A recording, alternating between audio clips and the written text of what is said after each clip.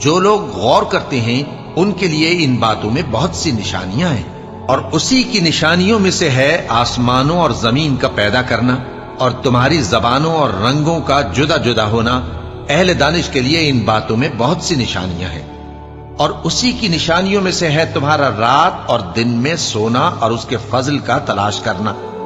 جو لوگ سنتے ہیں ان کے لیے ان باتوں میں بہت سی نشانیاں ہیں، اور اسی کی نشانیوں میں سے ہے کہ وہ تم کو خوف اور امید دلانے کے لیے بجلی دکھاتا ہے اور آسمان سے بارش برساتا ہے، پھر زمین کو اس کے مر جانے کے بعد زندہ و شاداب کر دیتا ہے۔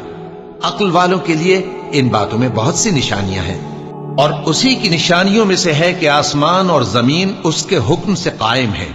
پھر جب وہ تم کو زمین میں سے نکلنے کے لیے آواز دے گا تو تم جھٹ نکل پڑو گے، اور آسمانوں اور زمین میں جتنے فرشتے اور انسان وغیرہ ہیں اسی کے مملوک ہیں، اور تمام اس کے فرمانبردار ہیں۔ اور وہی تو ہے جو خلقت کو پہلی دفعہ پیدا کرتا ہے، پھر اسے دوبارہ پیدا کرے گا، اور یہ اس کو بہت آسان ہے۔ اور آسمانوں اور زمین میں اس کی شان نہایت بلند ہے، اور وہ غالب ہے، حکمت والا ہے۔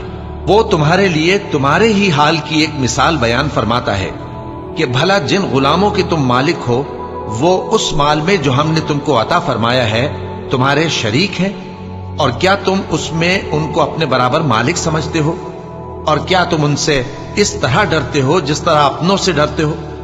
اس طرح ہم عقل والوں کے لیے اپنی آیتیں کھول کھول کر بیان کرتے ہیں، مگر جو ظالم ہیں وہ بے سمجھے اپنی خواہشوں کے پیچھے چلتے ہیں۔ تو جس کو اللہ گمراہ رہنے دے اسے کون ہدایت دے سکتا ہے، اور ان کا کوئی مددگار نہیں۔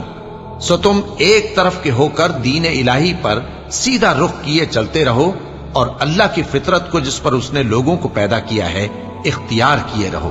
اللہ کی بنائی ہوئی فطرت میں تغیر و تبدل نہیں ہو سکتا۔ یہی سیدھا دین ہے، لیکن اکثر لوگ نہیں جانتے۔ مومنو، اسی اللہ کی طرف رجوع کیے رہو اور اس سے ڈرتے رہو، اور نماز قائم کرتے رہو، اور مشرکوں میں نہ ہونا، اور نہ ان لوگوں میں ہونا جنہوں نے اپنے دین کو ٹکڑے ٹکڑے کر دیا اور خود بھی فرقے فرقے ہو گئے۔ ہر فرقہ اسی میں مگن ہے جو اس کے پاس ہے، اور جب لوگوں کو تکلیف پہنچتی ہے تو اپنے پروردگار کو پکارتے ہیں، اسی کی طرف رجوع کرتے ہوئے۔ پھر جب وہ ان کو اپنی رحمت کا مزہ چکھاتا ہے تو ایک فریق ان میں سے اپنے پروردگار کے ساتھ شرک کرنے لگتا ہے، تاکہ جو ہم نے ان کو بخشا ہے اس کی ناشکری کرے۔ سو خیر، فائدے اٹھا لو، ان قریب تم کو اس کا انجام معلوم ہو جائے گا۔ کیا ہم نے ان پر کوئی ایسی دلیل نازل کی ہے کہ پھر